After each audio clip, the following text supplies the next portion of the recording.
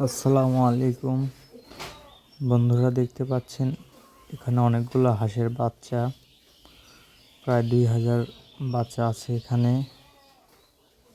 তো আপনারা যারা নতুন নতুন হাঁসের খামার করতে চান, অবশ্যই বাচ্চা দিয়ে শুরু করবেন, কেননা শুধু টাকা থাকলেই ব্যবসা হয় না।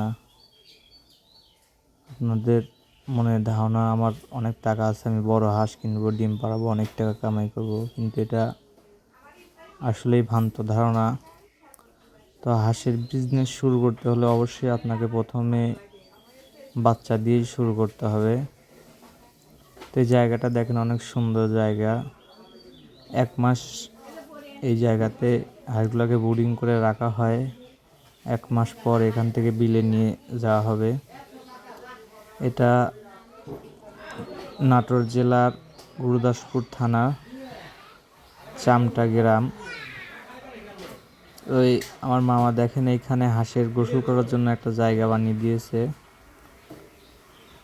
এটা আমার এক মামার খামার। হাঁসগুলোকে ডাক্তারের ভ্যাকসিন করছি আজকে। হাঁসগুলো দেখলে আসলে অনেক ভালো লাগে। তো আপনারা এভাবে হাঁস খামার করতে পারেন।